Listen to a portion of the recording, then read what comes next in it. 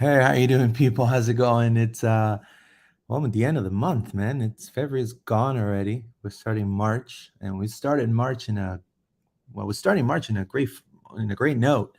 As an Orlando City fan, I think everybody's very excited about the win yesterday against Montreal. A lot of positive things to say, a lot of things to talk about. Before I start and before we start Loud and Proud Orlando today, welcome everybody. You can listen to us on Spotify. You're listening to us on Apple Podcasts, or if you're watching us live right now, thank you so much. Drop us a like, subscribe to the channel. And first and foremost, I want to give thanks to today. We're going to thank a couple of people. And the first one is going to be I want to thank 181 Creative 181 Creative Photography on Facebook and Instagram. Check them out. My friend Gabriel Gomez, he took amazing photos today, which will be shown. This amazing background today, thanks to him as well. 181creativephotography.com. He's going to be joining Loud and Proud Orlando officially as our photographer. And also, I want to thank Orlando City Communications for the footage that's going to be shown today at this show. So before I start, I also want to encourage everybody to help us grow a purple community. And we're trying to obviously reach um, a bigger audience. And the only way to do that is for you to subscribe, for you to share, for you to drop us a like. And the best way is to check us out on Twitter at LPO_podcast. We're also on Facebook. We're also on YouTube. Just click on the notification bell. And obviously, you can watch this and also listen to this on Spotify and Apple Podcasts as Loud and Proud Orlando. How you doing, Dave? How's it going today? Fantastic. Thank you again for everybody that is watching us live, for all the fans that will watch this later on, for everybody that is listening on audio. It was a hard one yesterday, but it was great to start, like you said, to start the season with a W. We're always going to talk about that. Shameless plug, my vlog in Spanish and English about what happened yesterday is up on my channel, The Legendary David, for any of you that would like to get the perspective of me and my family yesterday. Uh, there it is, and it was a great day, Luis. I went with my family. To be honest with you, not a big fan of the 1 p.m. kickoff. The temperature was super hot. At one point, my phone just quit working because it was too hot. And so, I know that MLS likes those early kickoffs because obviously our friends in Europe get to watch us at a decent time. I just think that anything before 3 p.m. in Florida is just asking too much of the fans and the players themselves. Yeah, I mean, my overall thoughts of the game yesterday was, I mean, a well executed game from Oscar Pereja tactically, in my opinion. I think, when I first did the graphics, and I want to thank everybody that liked it on Instagram, by the way. And they projected the lineup. The club projects the starting lineup. It show some differences compared to the starting squad. What I really liked was Mendes and Araujo right out there. And Araujo, for a young kid, yeah, of course, he got a yellow card.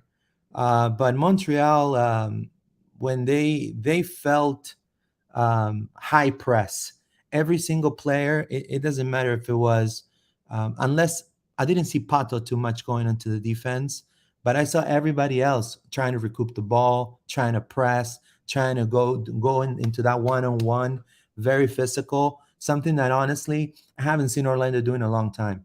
And we recouped a lot of balls and went on transition many times. And obviously the finishing part, obviously we still need to improve. But I think Pato, the happiest thing that could have happened for me was the cherry on the cake was not only Benji's goal and that amazing, like,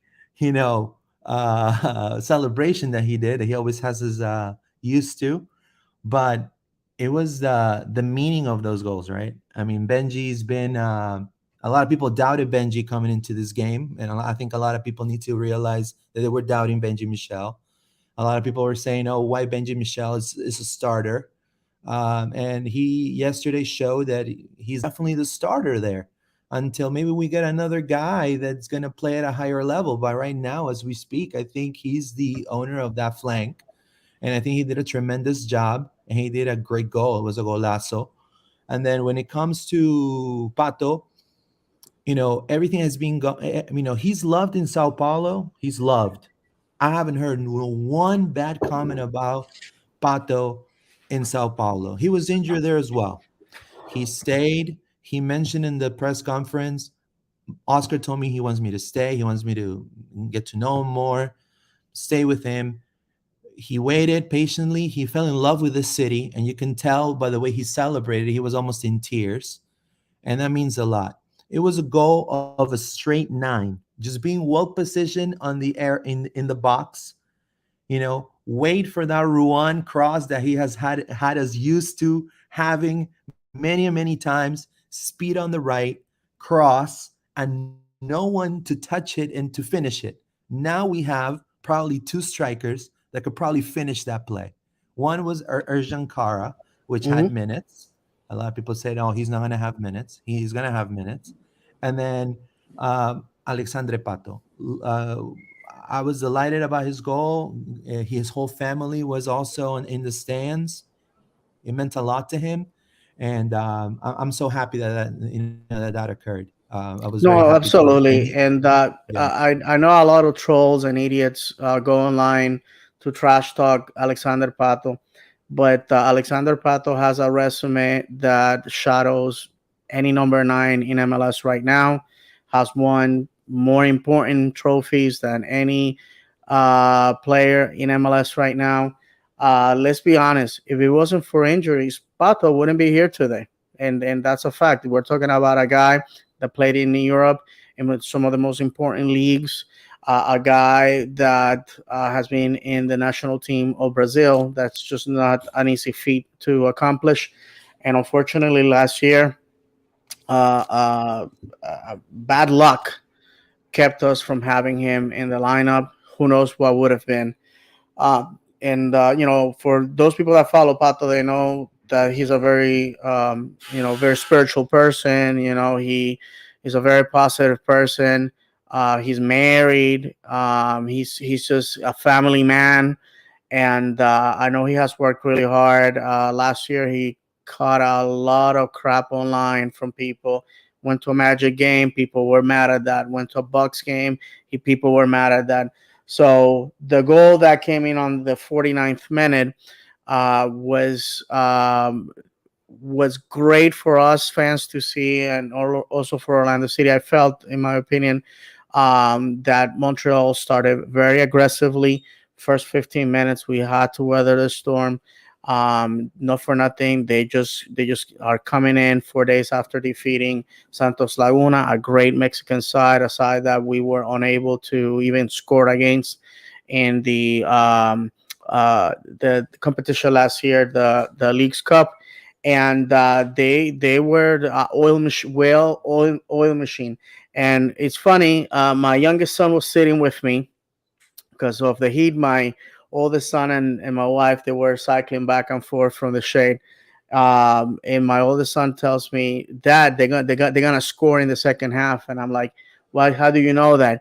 He's like, "Because the heat is gonna get to them. If it's this hot, we're suffering this much, the heat is gonna get to them." And that's exactly what happened. As the second half progressed, we saw Montreal fading away. Um, we have Pato scoring on the 49th minute, Michelle on the 59th, and after that, frustration and just bad decisions on their part pretty much sealed their fate.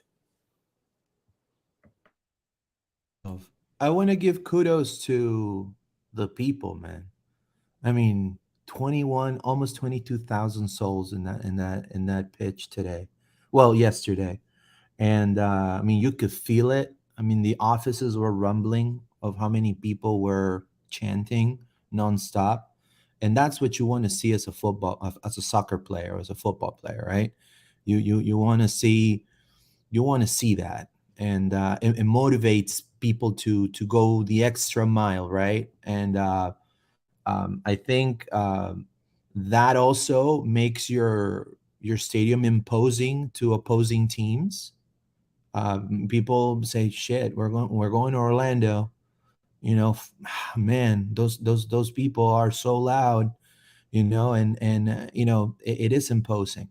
Um, and I think that's something that also we have to consider that happen as well. I heard the wall, as if it was a playoff game, or if it was the MLS's back final. I mean, honestly, like, honestly, like that was phenomenal. And let's get the board out. So, this is there's a 4-2-3-1 lineup for Orlando City, a 3-5-2 lineup for Montreal. I'm going to give you my overview of what I think happened here and what was the checkmate for Orlando City to get the win. For me, was having Mauricio Pereira breathe the freed, play his actual position. He played right behind the center forward, so free, able to distribute the ball as much as he could. Also, the physicality that Araujo and I will say Andres Perea surprised me when I heard that he was starter. I thought we were going to see Junior Urso or Sebastian Mendes. There are two defensive midfielders, so I felt okay. They want to recoup the ball and go on the attack with Perea. We didn't see that much. I think we saw Araujo going towards the attack more. It kind of switched roles in a way. But I like the physicality that they play in, and then obviously the back line yesterday. I mean, it was just. I mean, if people were saying why Antonio Carlos is a starter yesterday, I hope they brushed their teeth. Because yesterday Antonio Carlos, he played as a elite center back. Well, he was Like, team of the week in MLS. yeah, For those yeah. that I keep mean, doubting on this man. yeah, and again, like the reports were correct. Just add him on social media. He was practicing in Brazil. And I mean, and Oscar, he's gonna put him if he feels that he's up to, and he delivered. He honestly, single-handedly, he single-handedly destroyed Romel Kyoto to the point, that Romel Kyoto did Romel Kyoto things. And I would Act like like a to talk little. about that for a second, Yeah, my yeah, yeah. friend. Go ahead. Yeah, yeah. 66 minute, because this event, I wrote it down as a moment of the game. Kyoto has been a guy that can control his emotions. We saw that last year. A lot of people remember the Yeah. meme of Pedro Galese kissing him goodbye, and he did such a disservice to his team. And the frustration, obviously, is he's down 2 goals. He's hot. All these people are screaming. First game of the season, they're tired, and like you said, first of all, Antonio Carlos, what a player! He was a defensive dynamo. Was not carded whatsoever. Controlled his emotions. Created a hostile environment where Kyoto made an awful decision. Now it was not without a cost, because obviously this is where Robin Jensen gets his first yellow card for dissent, because the ref felt that he had no business in the play. He went, instigated the situation, and embellished and got away with a red card.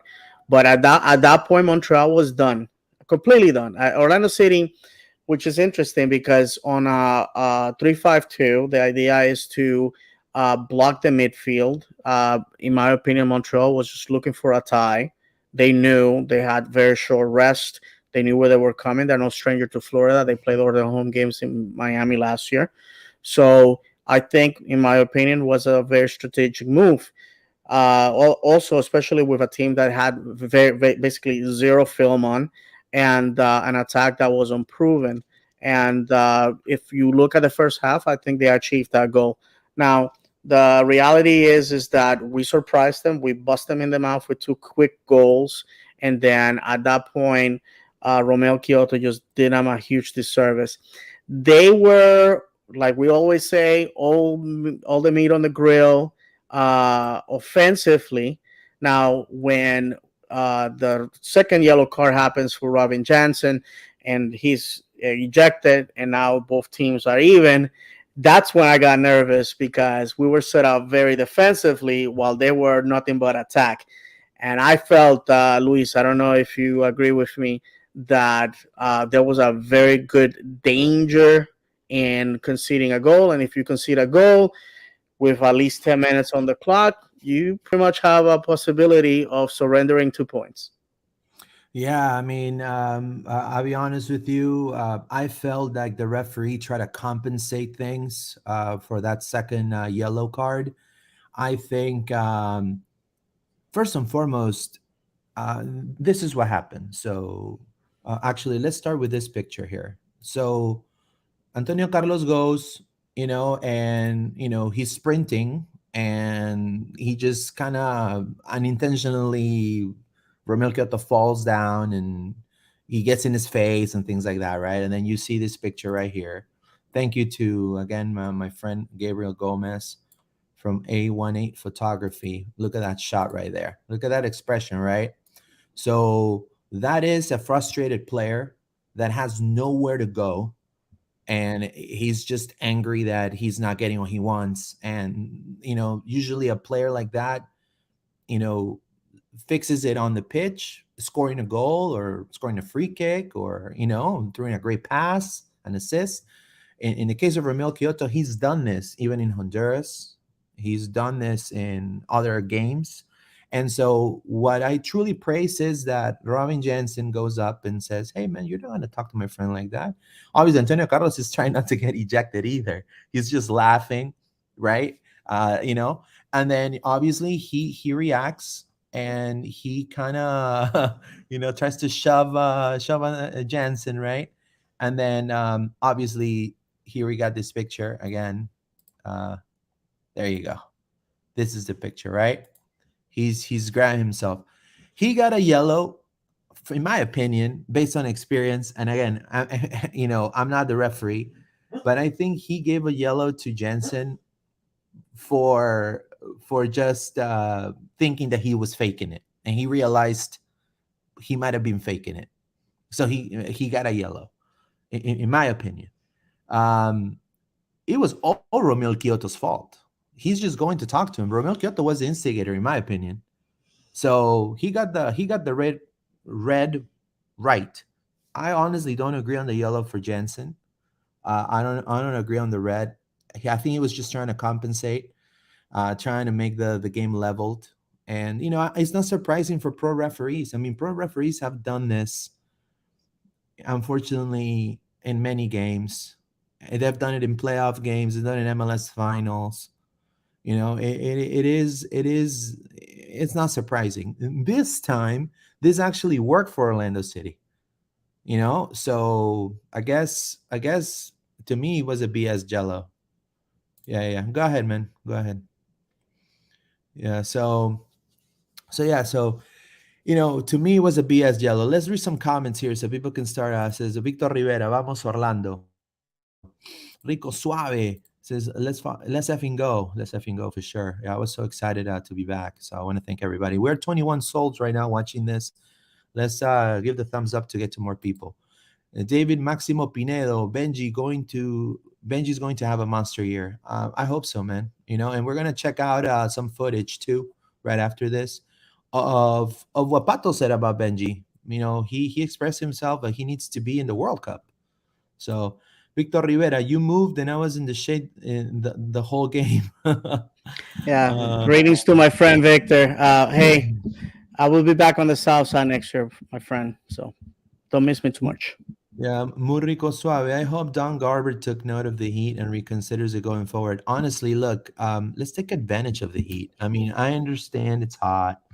I mean, they gotta do something for season pass holders and for the people. But honestly, I mean, there are teams that play in high heat, high altitude, and they use it into their advantage to get ahead. And if Orlando has the capability of doing that, why not? I mean, honestly, I mean, When you go in Colombia and play in Barranquilla, you're playing a worse heat than the one in Orlando. Apparently, it's tough, especially at noon or 1 o'clock. And then if you go to, play in, like, I don't know, Bolivia, why those teams always get far ahead in Libertadores is because of the high altitude. You send a Brazilian team playing in super high altitude, they can't breathe, they can't run. So they're not used to it. So, sometimes it goes into your favor, sometimes it doesn't. It just depends.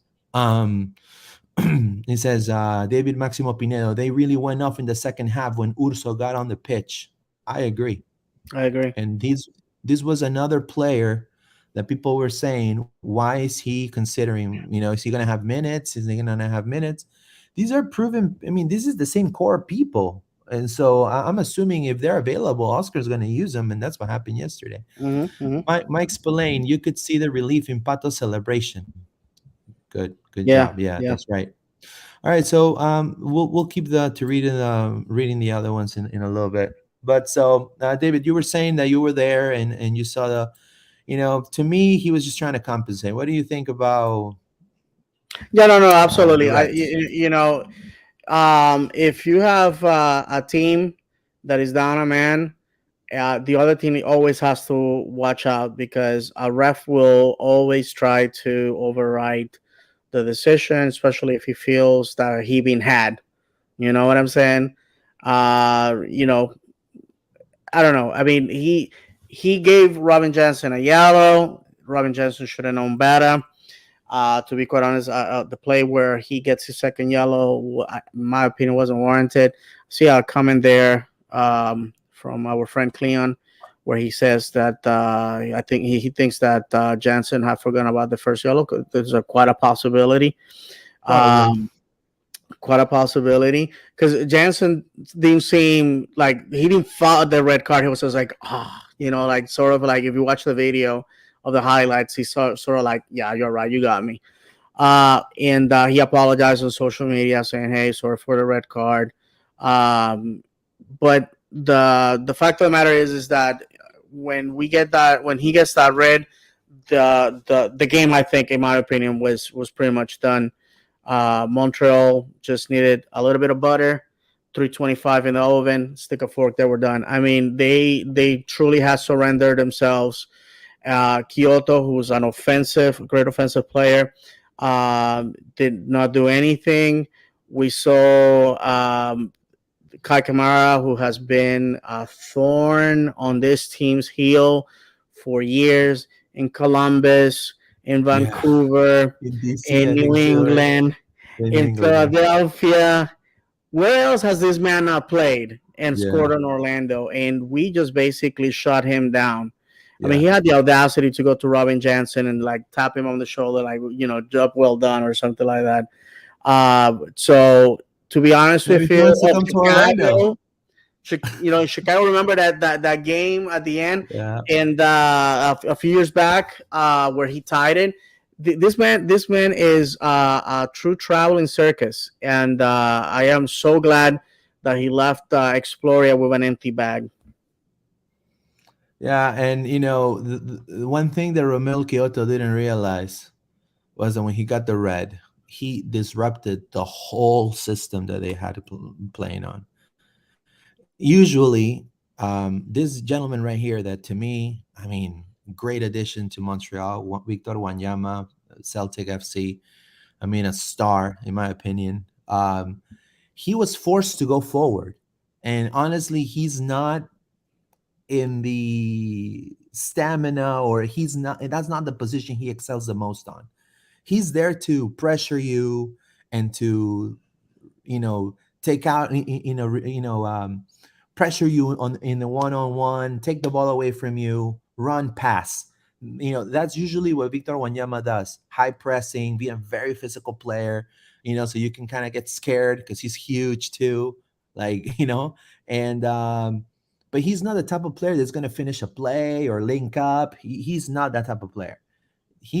They forced him for him to go leave his position that he was actually doing pretty good, and and then bringing in Lipanen. I think it's Lipanen. I think that's how you say his name. um And the kid usually he always scored against Orlando. I mean, the kid always through the flank was unstoppable. This time, that forced him to leave that kid two alone so he can go forward, and that completely disrupted their system. And I think, like you said, the heat got to them, or in my opinion, it was just honestly just they were down 10 men and they had nobody in the attack to who could create a play or finish a play. And again, Kamal Miller too. Kamal Miller yesterday, he had a terrible game.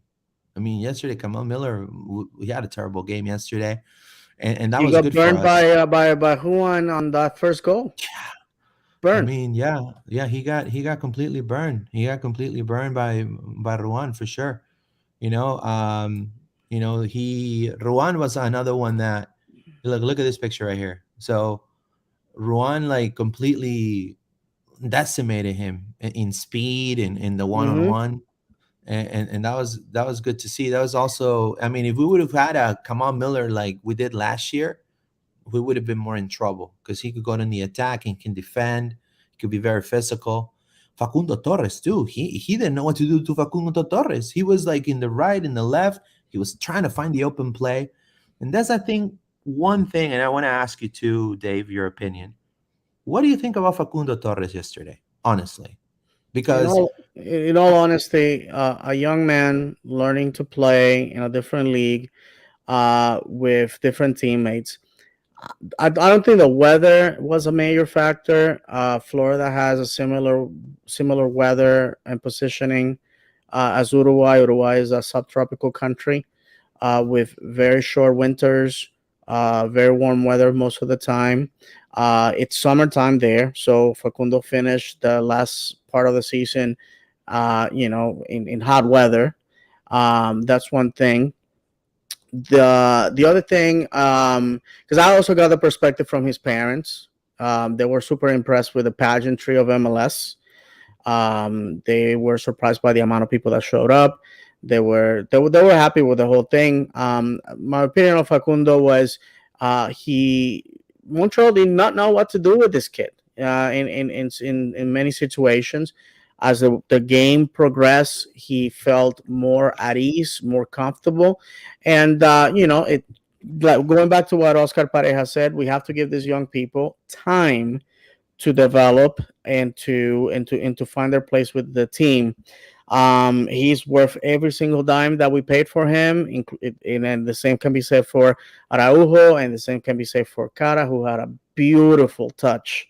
That that was very that was important. that was great. Yes, unfortunately, that happened in front of me. I saw that. I couldn't believe it. Unfortunately, that did not turn into a goal. But we're already seeing the the sparks of Right. what Oscar Pareja is trying to do. One thing though, I think Benji is not gonna be a starter moving forward. If not if when um, our friend Gaston Gonzalez gets here. Gaston Gonzalez, by the way, did not play this past weekend. He had a little knock, exhaustion because I'm running him to the ground because they know he's leaving. The game before that, the man is like the talk of the town. I just don't see how you sign a guy like that and don't have him as a starter. And not to take away from Benji. Benji's a local kid, has scored some very important goals. He's a problem in the box. And like I said, overall, I was very happy, very satisfied with our performance. People demanding more from this team. Um, it should be crazy because not for nothing, Montreal is a fantastic opponent, a dangerous one, one that played two CCL games and was coming to Orlando to smash us. Like I said, for them to get a 0-0 result would have been fantastic because they were coming in short rest. So and they lined up exactly for that. Now, the one thing that I take away, Luis, and with this I give you the microphone, is the fact that they clogged that midfield and we found a way to score. Orlando City 2020 would have never done that. Orlando City 2021 would have had probably a lot of problems with that. Orlando City 2019 would have folded like a cheap lawn chair. So this, to me, says that we are figuring things out. We're finding a winning formula, and those are the type of teams that lift trophies. the ones that figure out a way. Busca la forma. That's the find a way. That's the motto that Oscar Pareja has with his guys. Be a protagonist. All this are not just you know pointless feel good Kool Aid for the fans. This is a philosophy that he has that he's implementing with this team, and we can already see it because we're bearing fruit, like as we have seen in this past game. Yeah, and to me, again, one of the keys to the game was for Mauricio Pereira to be that distributor of the ball, playing his number 10 role like he should have the past 2 seasons, without trying to go back and see, oh, what's happening in the mid. Should I go and recoup the ball and defend? His job was to create. And I think that was great. Another thing that we should never be changing is the link up between Ron and Facundo Torres. Now, when you have another winger, because you kept seeing Benji also on the other side, you kept seeing Facundo on the left, they kept switching. And that's because, Facundo as a player, and that's what I noticed, he wanted to recoup the ball. He wanted to, if he had a loose pass, he wanted to recoup it. So he would run back to the defense and go and try to get the ball back to go into the attacking generator play. I saw that determination in his eyes, that he truly wanted to make it happen. Unfortunately, like you said, it's too fresh for now to say, yeah, you're Messi, you're Ronaldo, let's make it happen and score 10 goals or 5 goals or 2 goals. But that's going to happen. And how are you going to enable that? It's just by finding, connections, right? Finding, a link up. Ruan and Facundo Torres was doing great. Yesterday, Pato and Benji linked up like a lot. And that's why I think they both scored. You see Mauricio trying to find Facundo open. You're trying to see also Mauricio trying to find Benji, and that's what happened. And that's what happened in his goal. So I think we're finding a way to generate plays in attack that we haven't had in the past because of the type of players, and also because they all play preseason together. So they're getting used to playing with each other. And I think the more they do that, I think the more dangerous this team is going to be. And yesterday, Joao Moutinho played great too. I mean, I'll say yesterday, Joao Moutinho, I was kind of reserved, and he shut my mouth. He played phenomenal yesterday too. Great game, and Oscar had to make the changes, necessary changes to obviously because Jensen got a red card, so he Right, he he, absolutely, he and he had and to bring that's Rodrigo when in. you see Torres leaving, Schlegel coming in on the 83rd minute. Obviously, you take an attacking player, you put a player that will guarantee you that result. Because at that point, 83rd minute, well, the expulsion happened on the 81st, so you definitely have a lot of minutes for Montreal to do something dangerous. And I would like to go over the subs, Luisa. And we have here on the 46th minute, we had Urso coming in for Perea. Obviously, the game changed on its head because 3 minutes later, ta-da, we get a goal. Then after that, on the 69th minute, we have Kara coming in for Michelle due to injury. Nothing major, just I think maybe cramps. That's what I'm assuming due to the heat.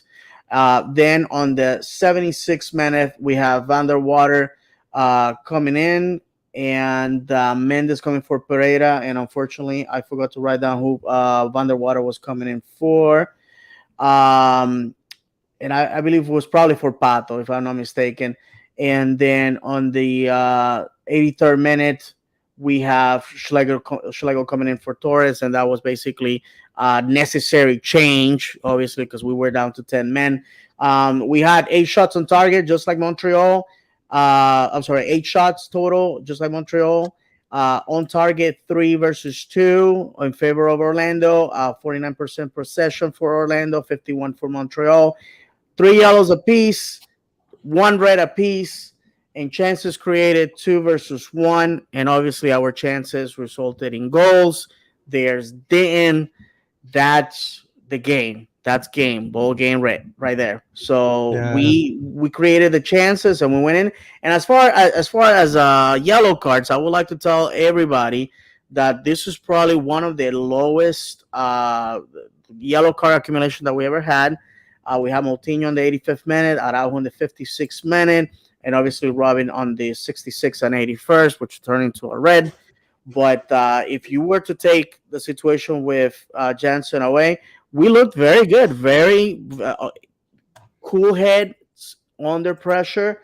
And, this is coming from, if you remember the era where we were accumulating five, six, seven yellow cards per game. Sometimes just talking back to the refs, stupid things.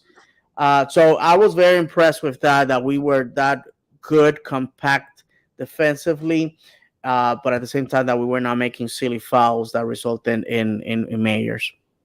Let's read some comments. Thomas Dupree says a lot of yellows by the end of the match. Yeah, well, I mean, yeah, Yeah, well, the ref, yeah. yeah. Osceola, who do you think will be starting together? Cesar and Urso or Cesar and Mendes? Oof, Um, I great mean, question. I be will have to honest. say, yeah, go ahead. No, go ahead. To me personally, I would start Cesar and Urso. Personally, I will have to say because this is an interesting problem to have. Mhm. Um, Urso brings that veteran experience. Mendes has a silky touch. Um, we may see we may see the beginning of Urso being phased out. I have to tell you that. Um, One of these two players, either Urso or Mendes, it's not gonna be with the team next year, or we are going to see players understanding that they're gonna be role players. In my opinion, Mendes will be the choice I will make because of his youth and his talent and his positioning with the Ecuadorian team. Now Mendes is gonna be missing games because he's gonna be on national duty as Comebol Probably closes World down. Cup too. You're Probably right, World Cup. exactly. Thank you. Yeah, but the World Cup it would be once the season's over, but this is something that we have to have in mind. So Urso's gonna definitely see minutes, but I think the combination moving forward will be Cesar Araujo and Mendes. Urso quite possibly may exit the team, and that's just part of what it is. He's an old man, although I like him as a person, as a leader, as a football player. Urso has given everything he has to this team. Seeing him gone will be devastating, but there's we didn't pay $3 million for Cesar Araujo to sit on the bench. Well, I mean, honestly, I mean, if you ask me, what would I do? Luis Carlos Pineda, what would I do personally? What would I do? I mean, there's going to be games you're going to need Araujo and Urso. There's going to games you're going to need Araujo and Mendez. There's going to games Araujo won't start, and that's okay. I just rather, and I think this is one of the tricks on the I think Oscar has. He starts his games on a 4-2-3-1. Depending on how the game goes, the tactics change. He could do a five, with the two wingers on the side, three in the back line, two wingers, doing the whole wing. He could do that. He could do, so he can change his, and that's what I would recommend him too, because the league is growing in such rapid, speed, and so many great coaches come to the league now also with all these new fresh ideas, either from Europe, South America, here and there, with all these new exciting players like Alan Franco, like Titi Ortiz. I'll say hello to Charlotte. Uh, like a lot of exciting youth that's coming. And honestly, I think having a core, having that 4-2-3-1, and then adapting to a different system, I think that's just going to be great because the players are going to know what Oscar is looking for, and they're going to be able to execute whatever play he asks. Like Pato was saying, and we'll check the press conference just a minute. You know, why were you so alone? Because usually he even said it. I used to go back and try to recoup the ball and try to move to the wings and things like that. But Oscar told me to just stay there as a center forward. Just stay there and wait for it, and a ball is gonna come for me. And that's what happened, and that's how he scored. So they're actually following and Oscar's Instruction. executing, yeah, tactics. He's just using a lot of tactics. Now that he has the depth, he needs to execute the tactic, and I think that's going to be huge for Orlando City. As it says here, Mike Spillane, he says, I think it's going to be a rotation personally. Andres did well. The Urso Mendes change of pace really put the game away against tired legs. Yeah, Hmm. that's right. Hmm. Gamma Knife, I think Jensen got the yellow for running up to Kyoto and pushing him. Yeah, well, I mean, it is. I mean, to me, The official honestly, report says it was dissent. You make out of it I whatever you mean, want. whatever. I mean, Cleon, it says Jensen got the first yellow for the initial running with the push. Yeah, that's right. Hmm. Hmm. Okay. I mean, Thomas Dupree, SAP visiting teams to get the advantage in the last quarter of the game. I'm down for that. Yeah, that's right. All right, let's see here. Gamma Knife. Urso was fantastic coming in against the tired team. He's good at mugging players, taking slow passes. Right. I agree on that for sure. Victor Rivera. Players need to rest also. Can have them all play all the time. I agree wholeheartedly. Jim D. Falco's first touch is insane. His off the ball movement is superb. Once teammates can anticipate his movement, it will be gold. That's right. Absolutely. I mean, and that's where Benji comes with the speed. Ruan, then you have Pato, and Kara. Like you got all these players that they can do that, and so I think that's going to be it's just a matter of time. And let's just check out some of the footage if you don't mind. You want to just take a look, just a couple things. A lot of things were said on the post game press conference for Orlando City. Very interesting stuff that they said.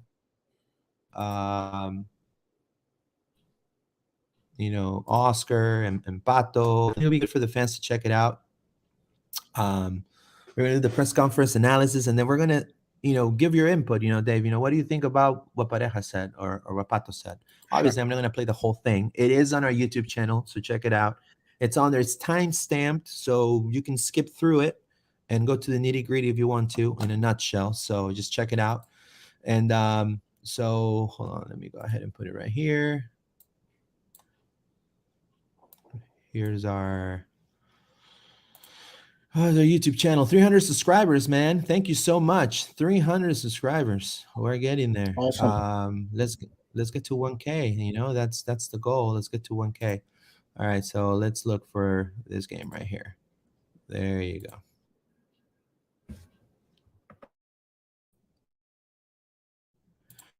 So first and foremost, look for some part, and here is the description. So personally, what I want to kind of put is what changed between the first and second half. Because you saw a change, and I think Oscar explains it here very well.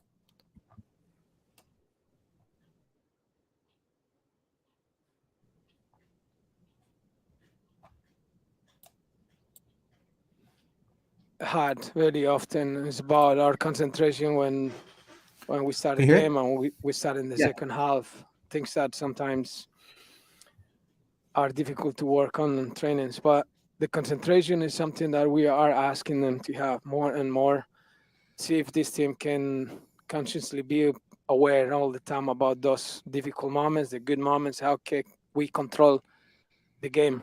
And then that second half was important. The first one was very level for Montreal too, because as I say, they're a good team. But second half, we came up with that instinct to continue the good job and also just have these opportunities to score, and that happened. So boys did a good job on keeping that and starting on the second half. It was something that we asked them to do, and then today was a good example. So he mentioned the concentration, right?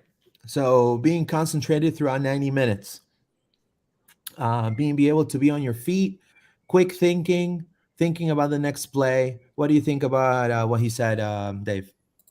Well, I mean, basically, what he's been saying for the last 3 years, unfortunately, he didn't have the personnel to pull it off.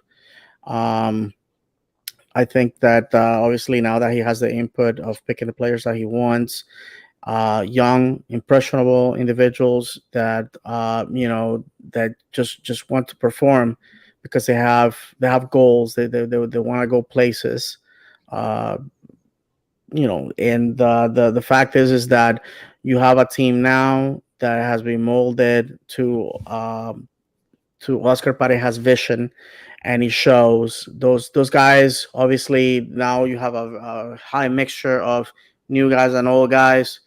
But now that we're gonna be hitting the road, and the games that are coming up are very very critical. We're gonna be going to LA. We're gonna be going to Portland, and those once you go on the road, that's when people start gelling. That's Right. when people get to know each other on those long flights and hotel stays. I think that this team is going to look very, very different in the summer.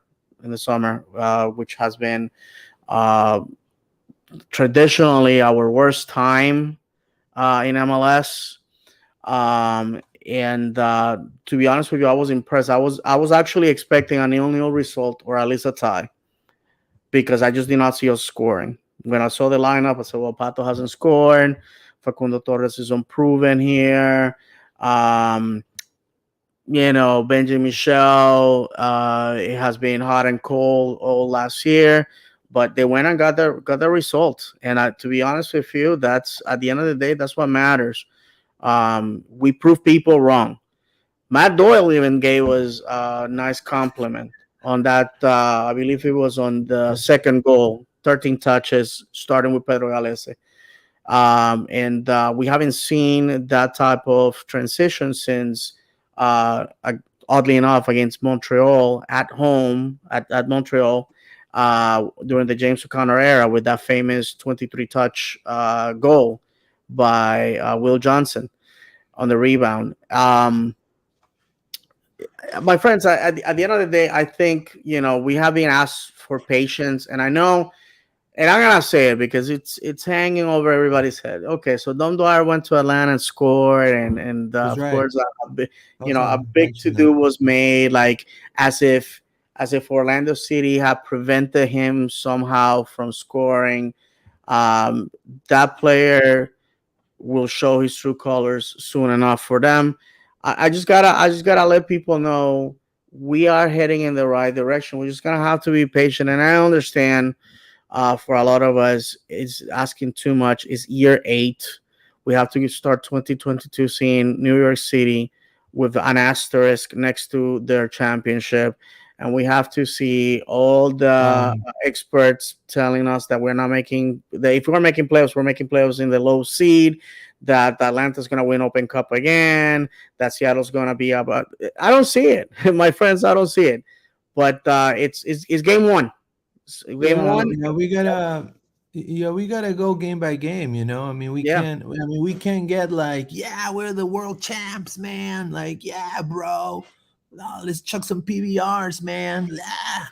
No, so we cannot go that way, and we cannot go. Oh yeah, well, we might lose the next one. Like Darla. We cannot be a bunch of Darlas.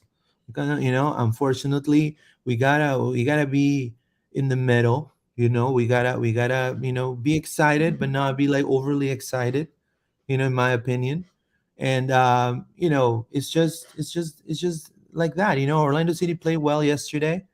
It was, I mean, the fans supported wholeheartedly every single minute of the game. And I'm gonna place now the words for Benji Michel, which I think this was great. And they ask him a question. This says, "Do you feel pressure now that you scored to score more?" For Pato to get his first goal. As you know, last year he was dealing with a lot of injuries, missing a lot of games. So for him to get a goal on the home opener, the first game of the season, big congrats to him. I just think that his confidence is just going to go even higher and higher and higher, and that's better for us and better for me as well. I mean, it's good for me to get my goal as well in the home opener. I do feel like this season I do need to contribute a lot more than I have in the past seasons. Oscar tells me all the time I'm not a rookie anymore. He sees me as an elite rookie. I don't know if that makes sense to you. Yeah, I do feel like my contribution this season needs to be above what I did the past years. Show us the score in front of 21,000. No, yes, and then that was my question. You guys can check it out later and ask you about the fans. But I thought that question was I want to give kudos to the people from the mainland. That was Michael Citro, I think, who asked that question. And if he's watching, how you doing, Michael? Very nice guy. And anyways, I thought it was very important, and it's true. He said I feel like I have to do more now. I'm no longer a rookie here. I have to contribute now wholeheartedly to this team. I have to be another player, another set of legs that are gonna go for the goal. And I think if that's the mentality of this young man, I mean, this guy, in my opinion, is gonna get far in life. But not only that, I just think he's very humble. And usually when you're humble, things go your way. Yeah, absolutely. And I love that attitude that he has. Winning mentality. I think he's super down to earth, super funny, Mm-hmm. and hopefully he is able to be the owner of that wing, whether Gaston Gonzalez gets here or not, which I know he will. To give him a hell of a competition on that wing, for sure. I Yeah, think he absolutely. deserves it. What are your thoughts on what he said, Dave? Real quick. Well, I mean, to be quite honest, in a nutshell, he understands that time has gone by, the expectations are higher of him, as they should, because obviously this is his third year as a professional, and he needs to score goals, all of them, even Pedro Alese. Okay, everybody has to contribute to the game if we want to lift a trophy, and in the expectation of the Wolves, and I'm gonna tell you that because it has been said to me by different sources that I unfortunately cannot tell you who they are. If I ever been in your DMs, you know that I talk to a lot of people. So the fact is that the expectations, we need to lift trophies, and we need to have a winning mentality. Atlanta had 2 great years. They have sucked since, but the expectation is they're gonna win something this year. LAFC had 1 great year. They were the Supporter Shield champions, and they didn't even make playoffs last year. And you see MLS saying, "Oh, they are like a top contender. They're number one to win the championship." It's perception and it's reputation. Unfortunately, Orlando City has a losing reputation for those 5 years where we fail to accomplish anything. To me, it's unfair to judge this 2022 team against those teams because, first of all, Oscar Pareja has a different factor to the front office, the ownership, the players that have been brought into the team. So I don't think it's fair. But the reality is that if we're gonna win, we're gonna win something this year, whatever that may be. Players need to contribute. One factor, Luis, is that our bench is super stacked. It's probably the best bench we ever had. If you notice, we let go a lot of these guys that we brought in, a lot of homegrowns that we brought in, thinking homegrowns that we brought in the James O'Connor era and right before Luis got here, players that unfortunately did not meet the goals. A lot of the guys that we drafted the past 2 years that did not meet the goals, and we have substituted them with players that originally were starters here, or players that we went out and got for this particular role. At the end of the day, again, great teams go do exactly what happened yesterday. They go, they smash the opposition, they win at home. We have to win at home. That's a fact. We have to win at home.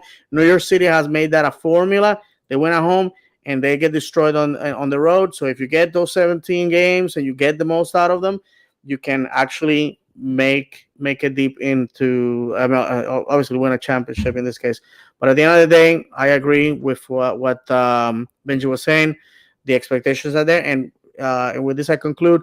When a person, an employee, a person you're mentoring, understand what's expected of them, there's clarity. There's clarity. There's no confusion. Well, I was thinking, no, there, it has been laid out. He understands that the goals for this year is to score goals, to be a productive player, and when the opportunity is given to him, that he needs to go and do it. Again, the ghost of Gaston Gonzalez is looming, but you know what?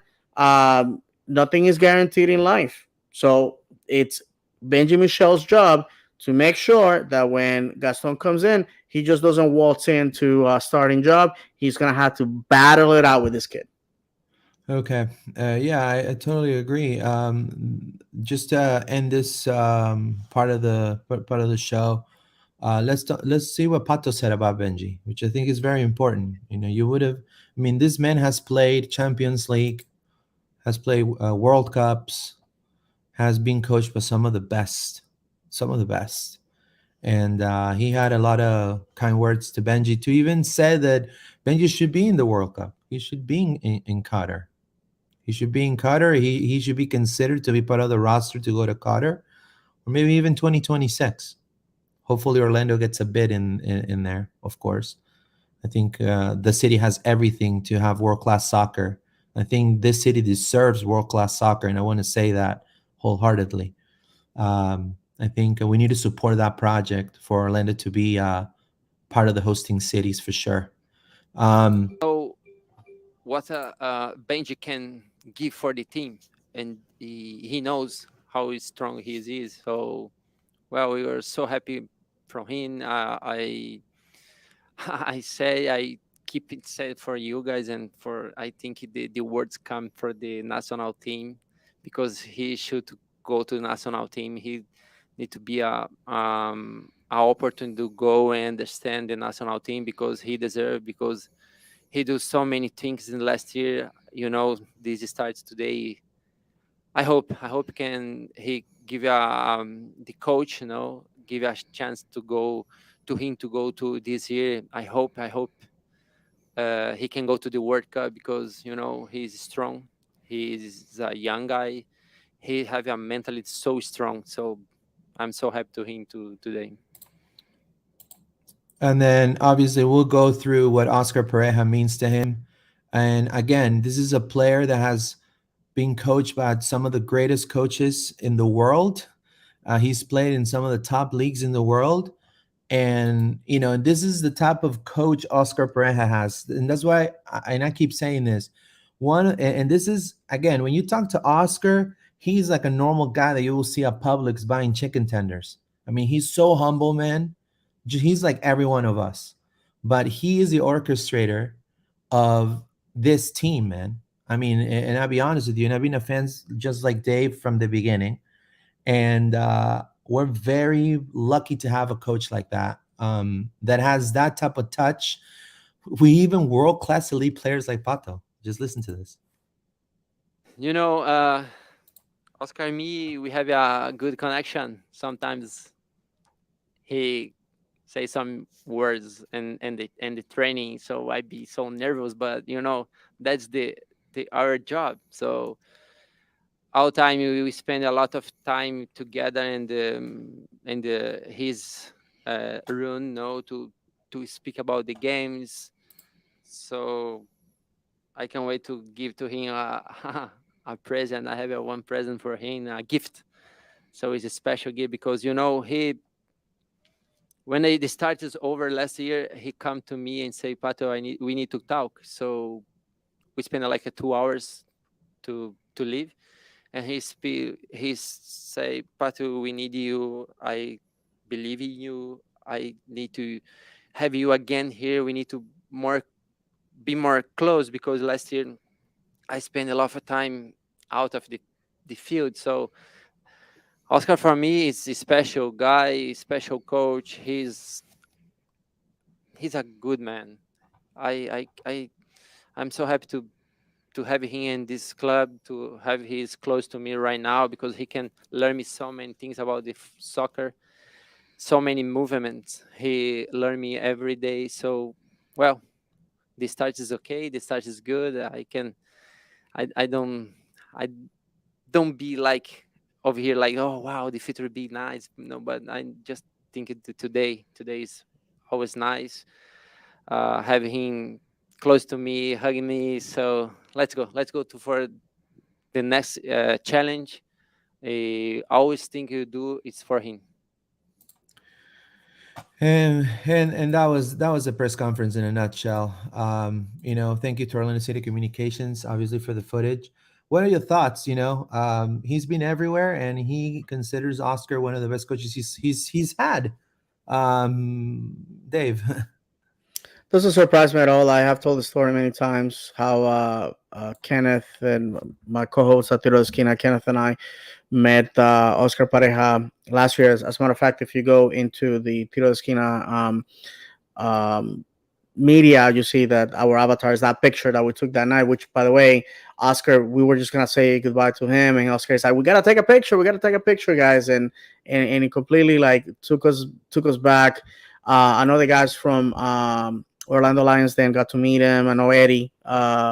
Eddie Cruz, who has been a guest in this podcast, I Yeah, got to great meet him, guy. and he told me that it feels like the uncle that you haven't seen in a while. Oscar is a man of faith, and Oscar is very a family man, a guy that loves football. He has when at Pants with Pareja. To me, the thing that I took the most out of that event was we got to meet Oscar without having to explain a game, without having to be shouting commands. We got to meet the man. He told a story about the Colombian team and trying to go to the World Cup and the situation that happened there. And when I heard that story, this is a man that has been around the game of football for a while. Has met all sorts of different types of men, players. He's an individual that again, I don't know how to describe it. He's a leader of men, and he likes to build up people.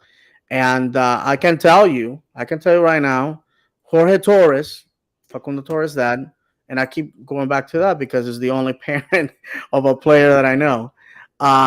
He says that he's him and his wife are super impressed about the quality of man that Oscar Pareja is. That says a lot. This is a football family. Also, Facundo has been in the system, if you will, since he was 10 years old. They met a ton of different people, big names in Uruguay, and for them to meet this man and say, "Oh, my son is in good hands," speaks volumes. I think we have a luxury in having Oscar Pareja here. I know a lot of people obviously miss Inchi because of the persona that he was, always in the media, always motivating people. And I think when he left, which it's a big debate, he should have been gone or that was a mistake, whatever. Um, since he left, we were left out with two men that failed to make a connection with the fan base and make a connection with the players. We have a Jason Christ that has the emotions of a potato. We had a man that doesn't communicate with the fan base, doesn't communicate with his men, and he shows on the pitch because we have players actively fighting in the middle of a game. And then we had James O'Connor, who I respect a lot as a player here in Orlando, and he had a lot of success with Louisville, but unfortunately, he was telling people, "Oh, you're not good for MLS," and then we get to see these players win championships somewhere else. We get these players making it to Europe. So we have a guy. Listen, again, if you want to know what the quality of man that Oscar Pareja is, next time we play Dallas, see how the reaction of those players are with him, of that staff, or the players that Dallas has right now that are homegrowns. That man, Oscar Pareja, groomed since they were U8s, U9s. See the reaction of the fans. That to me, that speaks volumes. When your opponent comes over to see how you're doing, to hug you, to thank you. That's the quality of man that we have. We need to keep him. To the idiots that were screaming that he needs to get fired Who said that? yesterday, That's listen, crazy. listen. I'm not gonna give them a platform. There's There, people right now on Facebook saying that he needs to get fired, that he's not what we need. I don't know what game they were watching. I don't know what preseason they were watching. I don't know what have they seen the last 3 years. But people are off the rails. Whatever they are smoking, I want some of that because it well, then distorts reality beyond any understanding, Luis. it was probably the same people that didn't like the Sunshine Kid. It was probably the same people that it is part of it's part of the football. I mean, when you're in this sport, you have to handle that type of heat, and I think Oscar's doing a phenomenal job. Obviously, it's the first game, and we're playing against Chicago Fire, right? We're Mhm. going to Chicago, we're going to Chi Town, we're going to Yes, and we're gonna talk meet about that. right and what to expect, right? I have the lineup that they did against Inter Miami. They had a By nil the way, what a nil. horrible game. Yeah, it was a Nil horrible game. result, like It's kissing a a cousin. is a nil draw. This is my take, rapid take. Herdan Shaqiri is a player that we need to definitely watch out for. I believe we need to play with two defensive midfielders. Personally, for this game, I believe that Mendes will get a yellow card right away because Shaqiri will drive him insane. I will say start with Urso because he's a little bit more, when it comes to recoup the Season. ball, right? He's seasoned, right? How about and I felt he needs to talk to Araujo and said, hey man, he's gonna drive you insane. You need to just, but I think it's Araujo and Urso, or if not, just go Mendes and Urso. Personally, against Shakiri, I would say either Araujo or Urso or Mendes or Urso, but two sixes. You cannot just go with 1 6 in the middle. Keep Mauricio Pereira. I think they line up the same as we do, 4-2-3-1. So they use almost the same system. Mm-hmm. The team needs to be ready to change the tactical scheme, probably if things are not working out, and they need to do it fast, just like they did against Montreal, just like they've done it in preseason. We need players that are gonna disrupt. My cousin here, Mauricio Pineda, terrible game against Miami, in my opinion, but we have the players to contain him. Gaston Jimenez is a shadow of what he was before. I think it's a good assessment that I did. Prisvilko yesterday, unfortunately couldn't score. He came for a lot of money to Chicago. Just but he is a player that has already done us some harm in the past. Yes, Prisvilko. but I have to say, Luis, I have to interrupt you there for a minute. Go ahead. Shabelko did so with an incredible backup system and Right. you in the other union. The I mean Philly. the scheme, the piano lifters, if you will, that they had allow him to be deadly. I just did not see it. I saw the highlights. I saw a little bit of the game. I just don't think he made this move to line his pockets. I just don't think it was smart for him to go to Chicago, which is a team that I just don't think they're at the same level as us, my friend. And in the last three games, 1-0 in Orlando, 3-1 in Chicago, a game that I felt we threw away and came back to bite us later on. Our friend Alex Brown from Orlando Lions then said it at the time. You cannot give out points at the beginning of the season That's because at right. the end of the season, you're going to I wish you had agree. them. And finally, we gave them a beat down 4-1 at home in Orlando. Um, I will have to say that Chicago is going to be a great test at the beginning of the season. But you know what? You know what great teams do? They go to Chicago and they smash them because they're not a good team, my friends. And I know a lot of people are already saying, "Well, it's cold." People, it's cold in most of the northern hemisphere right now. Okay, we need to take this mentality out in all sports: basketball, baseball, football, Hockey. American football. That because we're in Florida, somehow we get to any temperature below 70 degrees, and all of a sudden kryptonite. We're gonna go and we're gonna win that game. Because if we don't go to Chicago and we smash them, we have no business in the playoffs. No, I mean, and to add on to that, the only thing that worked yesterday was the back line of Chicago. And the only reason why the back line worked is because we're the only ones that had to work, because the mid and the attack were not generating anything. And unfortunately, Inter Miami had a couple of times that they could have actually scored. And their highest and brightest addition of Leonardo Campana did not work out. And DeAndre Jedlin was the starter and got a yellow, shadow what he was before. Um, If and honest, Gonzalo Higuain did not walk off that pitch, Luis, into an oxygen tent, I will be shocked. That man looked as his life was leaving him when he left that pitch. Miami's a story for another day. I just have to tell you, the best chance in that game was Breck Shea skying that ball in front of an open goal. Appalling. I couldn't believe it. I'm glad that guy is not in purple anymore. so Nick Shield says, if Pato continues to be informed, should he lose the starting job to Kara whenever he's 100%? I don't think so. Look at the I quality of Pato. I'm sorry. I mean, honestly, I'm gonna do it like Oscar said in the press conference before the game. I can play with both, and he said it with a very serious look in his face.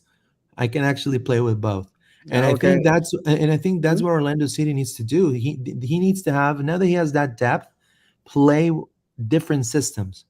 And I think that's how you can decimate this team, because it is a beatable team, just like you said, Dave. I think it's a beatable team for sure.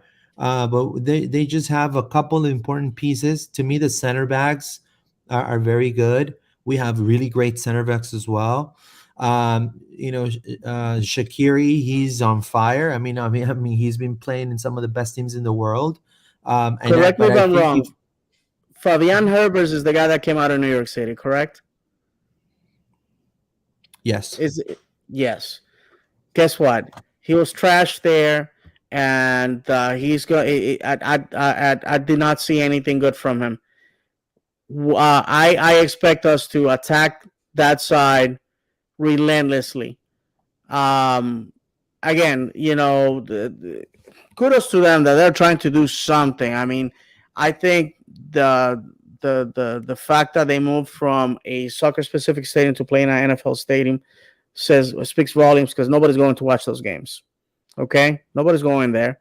So slash the fans. That's not gonna be a factor. The weather, who cares? no, Okay, I don't think Herbert's played in NYCFC. I think it was a different guy.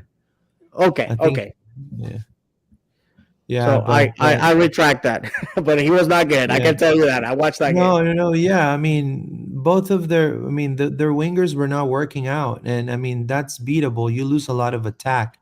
That's why NYC, what's it called, Inter Miami, was just attacking and attacking and attacking and attempting to attack, but they don't have the prowess or the strikers like maybe we have, or maybe another team may have in the West. You know what I mean? And you're Campana, correct, by the way. This Herbers is German. I was thinking about the NYC guy. Sorry. yeah, Go ahead. yeah, and NYCFC is a different story. I mean, they got a goal 90th minute by Chicharito Hernandez. Ay, ay, ay.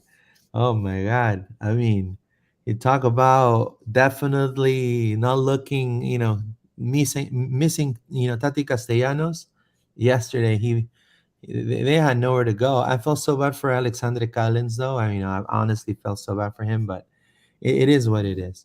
But it is a beatable team. I just think tactically, Orlando City needs to be prepared to change their system. personally. I don't know what you think about that. No, no, absolutely. I think we are so used to putting 11 of our best men and just run them to the ground, and then they get hurt or they get exhausted or they have to be subbed or whatever because they get a knock in a game. Then we bring some player from the bench that is 10 billion miles down the ladder in talent, and then we lose games, and then we're out of the playoffs. That was the mantra of Orlando City. I mean, it perfectly that the Kaká was there yesterday. We haven't talked about that. I thought that was awesome that this man Yeah. continues to have an affiliation with Orlando City, even though the people that brought him to Orlando are no longer there. Kaká, uh, as far as I know, he's living in Orlando. I've seen his social media. He's been attending services at First Baptist of Orlando, which appears to be his home church, and so he's welcome any day. Kaká here in this town will never pay for a non-alcoholic drink, I may say. But the fact of the matter is that if we're building a team that can play to the needs of the rival, and I think that's the best thing that we can describe. Um, I was, listen, I just want to win. I want to win. I'm tired of losing. We did that for 5 years. We made playoffs. I felt that our best chances were in 2020. We squandered them, unfortunately. But again, if you look at what we have in store for the month of March, which starts tomorrow, my friends, we're going to go to Chicago again. We have to win. Then we return home to FC Cincinnati. A tragedy. One day somebody's gonna write a book about FC Cincinnati. It's going to be the size of a phone book. And if you were born after 2000, a phone book used to be this book where we actually used to Google things. And then after that, we have the biggest test this team will have. We're gonna go out to LA, which we haven't been to LA since 2017, if my memory doesn't fail me, LA and well, Galaxy. to LA Galaxy, I should say. And then after that, we're gonna go to one of the toughest places to play in this league and one of the smallest pitches in this league, and that's gonna be at Portland. I expect the boys to stay on the road in the West Coast, not coming home, because obviously they're playing Saturday in LA and then Sunday, the following Sunday in Portland. So I expect them to be on the road. So great opportunity for the boys to get acquainted with each other. And then April, we come home to play LAFC. So in LAFC has a bone to pick with us because we all remember how we send them packing. In MLS is back after That's right. after. Listen, I rarely feel sorry for people like Alexi Lalas. Alexi Lalas looked like his dog got shot and he just caught his wife with his brother in bed when he had to admit that Orlando City had won that game. And when I feel sad, my friends, I go onto YouTube to look at Bob Bradley's face of shock and horror at knowing that Nani had sent him packing. We all seen the video of Nani doing this. I mean, it's just beauty. These are important games, so let me not get Yeah. ahead of myself, Luis. But Chicago has to be a win. We have to make a statement, I and mean, that's not. this is gonna sound very controversial, just like what you just said. But I think the Galaxy have a better team than LAFC. No, no, I agree with you 100%. And I know then Carlos Vela just scored like a hat trick and whatever. I mean, honestly, I didn't even check them out or anything. Be honest, I don't cover that team, but it's going to be a good test, and I think Orlando can definitely compete, man. I mean, I think we have the team to compete. I have no doubt. I'm very positive. And Absolutely. Just like Orlando Lion said, maybe the same book written by Charlotte. And I mean, honestly, and I'm going to say this.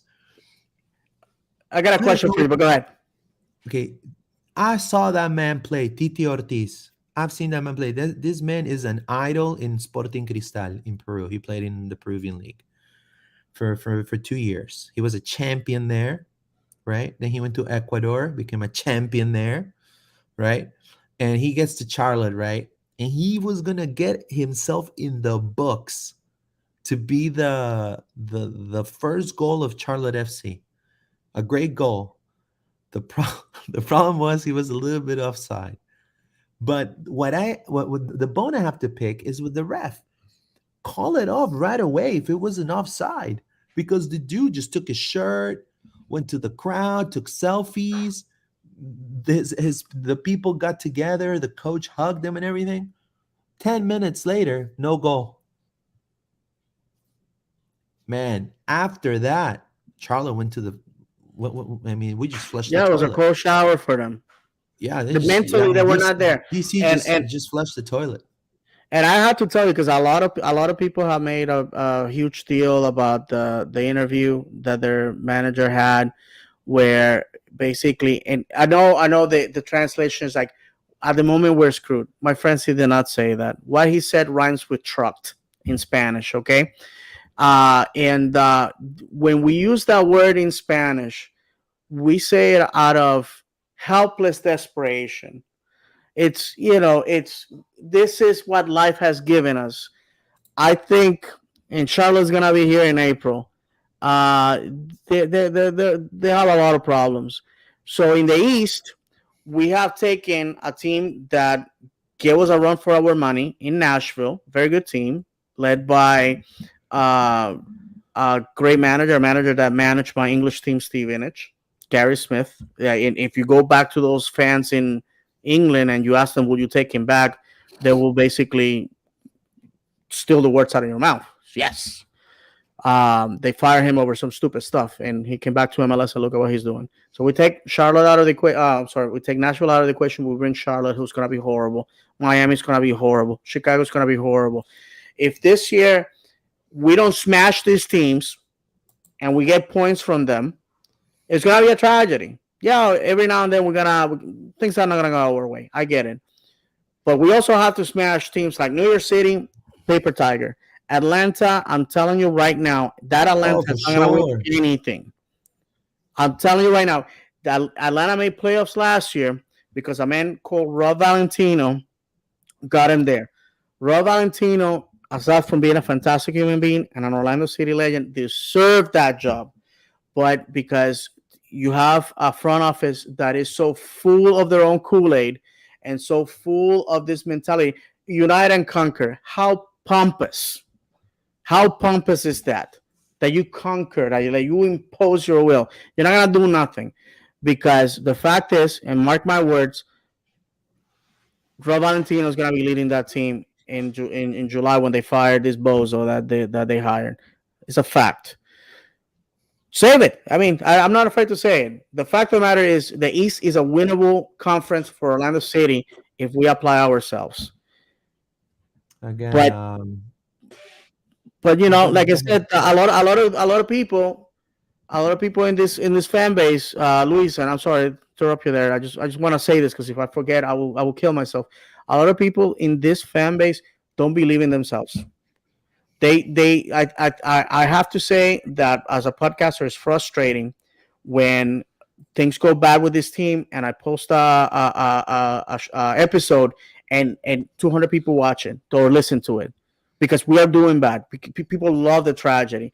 Orlando City last year won games, and I'm gonna tell you, Tiro de Esquina was, if we had 40, 50 people per episode, was a lot of people. Why? Because when the things go wrong, everybody wants to listen to two people talk about it for about an hour. My friends, we have to understand that this game is beyond winning and trophies, but at the same time, winning is fun and lifting trophies is the goal, and we can do that. But if we have continue this mentality that was displayed by some of you, we're not gonna make it. I'm sorry, Elise. Go ahead. No, well, I mean, I just want to end the show by thanking everybody that was here, obviously in the chat and leaving their comments. Thank you so much to everybody. And I want to thank 1A1 Creative Photography, my friend Gabriel Gomez, for all the shots shown today at the show. He'll be taking more pictures for Loud and Proud Great pictures, by the way. yeah, different games. Yeah, he's a phenomenal photographer. And I want to also say happy birthday to El Pulpo Galese. It was his birthday a couple of days back. And how important he's also has been, right? Clean sheet, first clean sheet of the year, right? It made the waves in Peru as well. I know that for a fact. So a lot of people in Peru are also City fans. I just want to say because of Galese. And also thank Orlando City Communications for all the footage again, right? And I also want to just kind of end things here and just also give a shout out and just kind of ask people to just if they're interested, right? You can join us now in Loud and Proud Orlando if you want to get to cover Orlando City. We're looking for somebody to cover OCB. Go to the OCB games. I'm also looking for somebody to cover the Pride as well with me, right? Partner with me and cover some Pride games. We're looking for writers, journalists, City Pride fans that are able to want to get the chance to cover this wonderful organization that brings us so much joy and just a phenomenal group, human being, group of human beings, and from the front office, from the people in security, they're all phenomenal people. They treat you with the utmost respect from the moment that you step foot on the door. And if you want to be part of that community, of the community of Loud and Proud Orlando, and you want to obviously cover the club, and you're interested, send us a DM.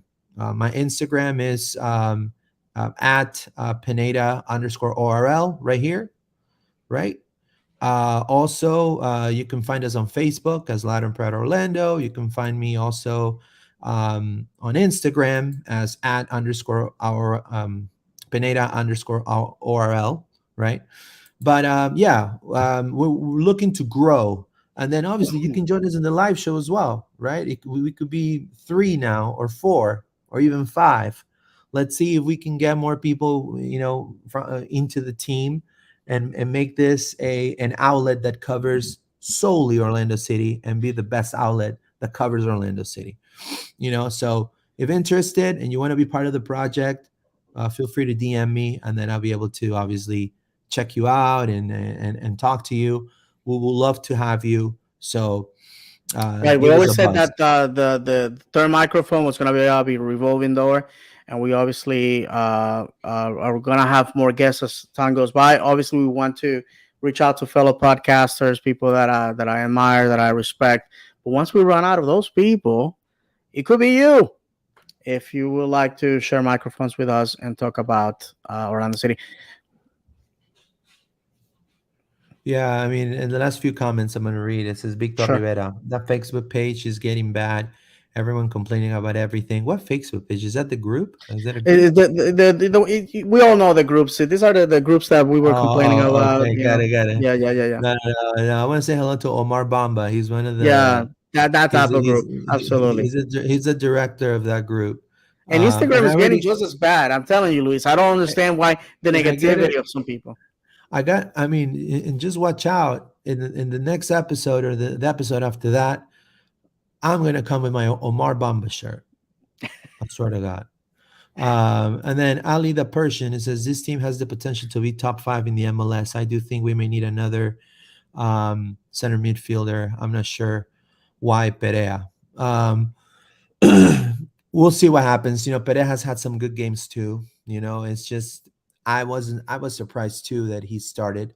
But maybe Oscar thought he was going to go more forward and create more chances in attack, and I think he played more defensively that game, in my opinion. Absolutely. So again, thank Oh, you to there's one last everybody. one. Yeah, go ahead. Orlando City Lions still needs to meet you guys in person. Bro, anytime. Section 33, that's where I'll be sitting, and obviously outside in the party area over there, Main Street. You will find me. I'm not hard to miss. I'm a short Puerto Rican guy with a bucket hat. So come say hello. Love to talk to people. Yeah, for sure. And again, I want to thank everybody that listened to the show. We're available also on Spotify and Apple Podcasts for everybody that wants to listen to the show. And check us out on our Twitter accounts at Pineda_ORL. This is the same one for Instagram, and at FloridaMan_76. This is Lauderdale Orlando. Thank you so much, and we'll see you next Monday. Vamos Orlando. Vamos, Let's go. Orlando. Let's go.